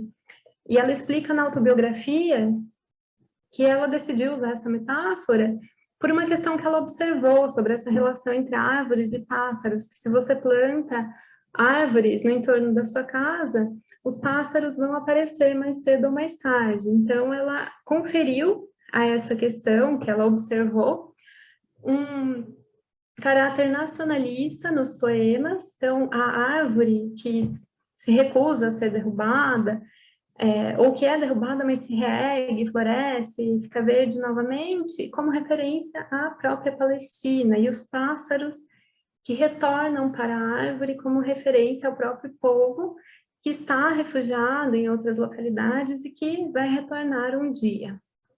Então, são símbolos, árvores e pássaros são símbolos da esperança nos poemas, como nós observamos aqui nesse poema que eu já mencionei, o Dilúvio e a Árvore. Então, é aquele poema no qual ela trata da guerra de 1967, e mais especificamente da forma como a mídia noticiou isso, como se fosse o grande fim dos países árabes, na visão da poeta. E o poema encerra com esse tom de esperança. A árvore se levantará. A árvore se levantará e seus galhos crescerão ao sol e ficarão verdes. Brotarão os risos da árvore voltados para o sol, e os pássaros retornarão. Os pássaros hão de retornar. Então, essa é uma das características marcantes nesses dois livros de poemas que eu selecionei para traduzir. E com esse tom de esperança também, em um futuro diferente, eu termino, por enquanto, aqui a minha fala. Na verdade, eu selecionei mais alguns trechos de poemas que eu poderia ler, mas eu gostaria de encerrar minha fala nesse momento para saber se tem perguntas. Eu não olhei o chat. Eu deixo aqui o meu contato também, meu e-mail. Então, eu sou mestranda pelo PPG Letra, como eu disse no começo. E eu também tenho traduzido alguns livros para a editora Tabla. Nós estávamos comentando isso no começo, como algumas literaturas ainda são pouco traduzidas, e recentemente nós temos tido muitas oportunidades de publicar pela editora Tabla, traduções do árabe para o português. Então deixo esse convite também. Nesse site da editora Tabla tem o blog, tem muita coisa interessante. A Tabla organiza também alguns eventos. Deixo esse convite. E para a Tabla eu tenho traduzido alguns livros infantis. E com isso eu encerro, por enquanto, a minha fala. Se não houver perguntas, eu posso ler mais alguns trechos do poema, mas gostaria de encerrar por aqui, por enquanto. Então, vou parar de apresentar. Não sei se tem perguntas, porque eu não... Obrigada pela aula, obrigada pela dica, minha dor de cabeça melhorou bastante. Que bom. Quem está controlando o chat é a Ana Lúcia, ela pode dizer se tem perguntas ou não, mas eu acho que tem, porque eu vi passando algumas perguntas por aqui. Tá. Então, na verdade, assim, pergunta mesmo, eu acabei perdendo. Deixa eu voltar lá no começo, Está Carol. muito baixo, Ana. Ou pelo menos para mim.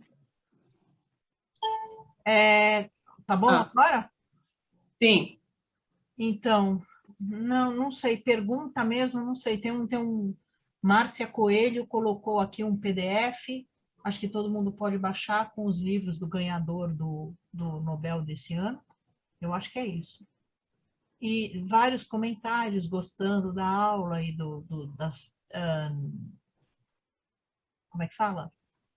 O Sam Clay fez uma pergunta, não foi? Então, não sei, espera um pouquinho só. Porque eu só fui salvando o chat e não foi lendo. Excelente, tem comentários, tal. Aqui tem um Ricardo Pinheiro. Algum diretor ou alguma diretora de cinema utilizou ou utiliza obras da Tsukan como guia de linha de pensamento a um filme ou a uma filmografia dessa diretora ou desse diretor? Acho que a Carol consegue responder. Eu sei que tem um filme sobre a Fado Khan, posso ver aqui. É um curta-metragem que traz algumas questões da autobiografia, Tem uma mas pergunta não sei do se tem algo assim, não me lembro de ter visto. Tem uma pergunta do Sam Clay, ele agradece e fala: no corpus por você analisado, houve alguma percepção sobre musicalidade nessas obras literárias? Foi encontrada alguma menção a personagens de mitologia nativa? A mulher, o idoso, a criança, a família sagrada, os elementos da natureza autóctone ou as preces aparecem abordados como símbolos de sabedoria e espiritualidade? O campo da arqueologia contribuiu para a pesquisa? Nossa, várias perguntas. Deixa eu ir por partes aqui, estou vendo a Você pergunta. achou a pergunta? Achei. Isso. Sobre a musicalidade, com certeza. Tem muita musicalidade nos poemas, isso trouxe um grande desafio para a tradução. Isso é muito importante nos poemas dela, eu observo bastante. Sobre menção, sim, há muitas menções a questões locais, a esse contexto local da Palestina. A família aparece, sim, apesar de ela não ser cristã, não ser uma família cristã, esses símbolos aparecem como menções do próprio povo palestino, enquanto imagem do povo que sofre. Então, isso aparece, sim, não como símbolos de sabedoria, como você mencionou, mas como símbolos do povo sofredor, mas ao mesmo tempo um povo forte, um povo que continua na terra.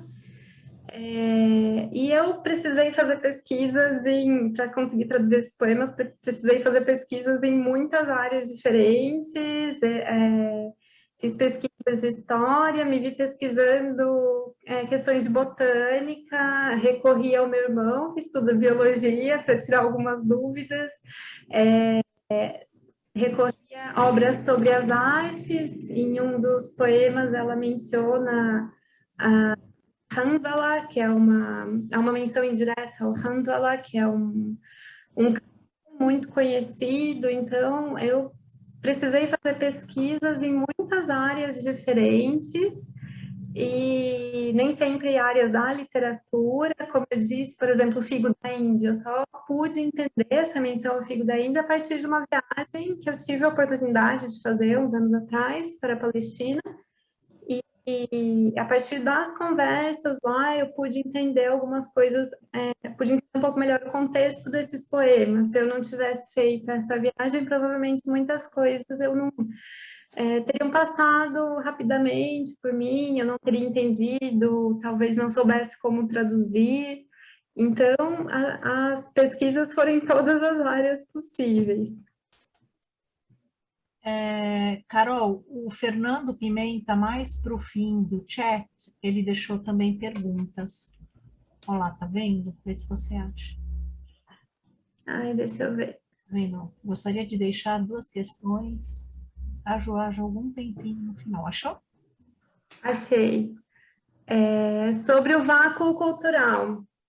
Eu sei que existem algumas obras muito limitadas que procuram resgatar o que foi produzido, porque é claro que nesses séculos que nós consideramos um vácuo cultural, isso não significa que não tenha sido produzido absolutamente obra alguma, mas é um período pouco estudado, uma outra referência que estuda esse período, e não chegaram até nós, não são traduzidas as obras desse período, é muito limitado. Quem pesquisa isso é uma pesquisa muito limitada, é algo que carece de mais pesquisas, inclusive, mas sobre a sua pergunta, se há ainda algum escritor ou escritora ou poeta que ainda é estudado, traduzido, não, eu desconheço. Isso é muito limitado. E quem faz um estudo sobre esse período também faz isso de uma forma mais geral, para tentar fazer um levantamento do que foi produzido nesse período, mas não de forma a particularizar certos nomes. Isso é de forma mais geral. Sobre a segunda pergunta, se ela era próxima do escritor, do Canafani. Sim, tem gente que traduz o Canafani hoje, que estuda, tem uma dissertação recente da Mariane Genari, eu posso mandar por aqui também. A Fabiana não menciona o Canafani, eu não me lembro de ela mencionar o Canafani, não, ela menciona bastante Darwish, ela menciona o Sami Al-Qasim, poetas com quem ela tinha mais contato. O Canafani, não me lembro de ter menções a ele na autobiografia, mas o Canafani tem um trabalho muito interessante, ao qual eu faço referência na minha pesquisa, que é sobre essa poesia política, essa poesia engajada palestina, e nessa obra ele traz muitos poemas, muitos exemplos, e comenta esses símbolos. Eu recorri bastante a essa obra do Canafani para minha pesquisa também, mas não sei se tem tradução. Eu posso tentar localizar rapidinho aqui essa dissertação que trata do Canafani, eu mando aqui.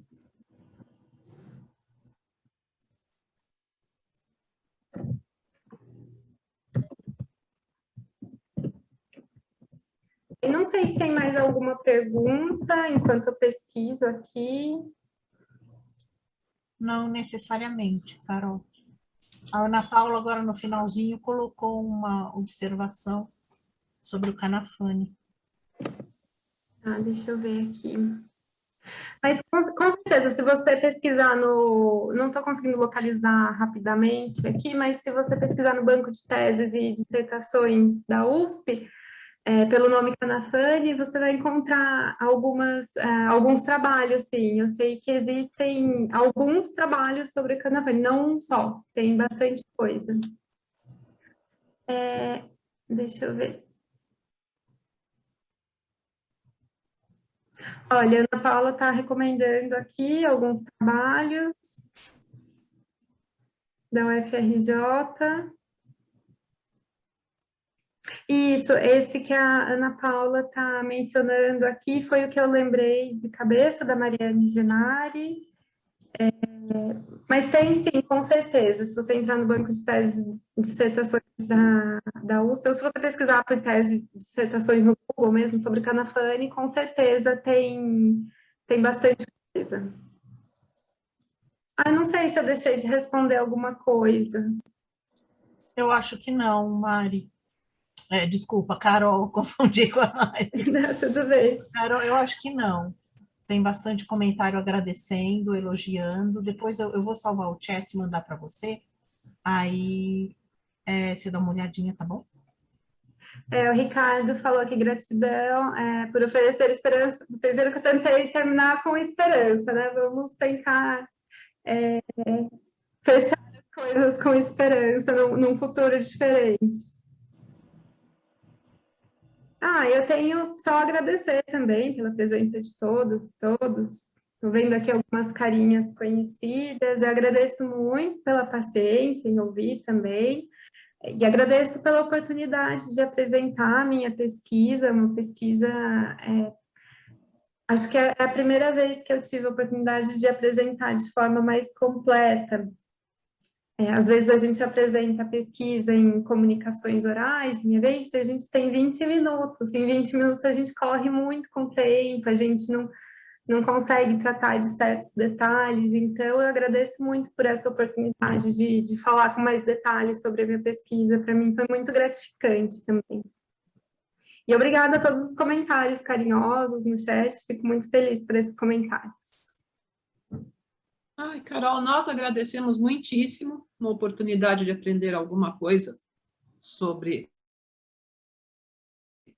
uma poesia que não é tão divulgada aqui. Desejo a você muito sucesso com as suas traduções para Tabla, que elas possam se multiplicar no futuro.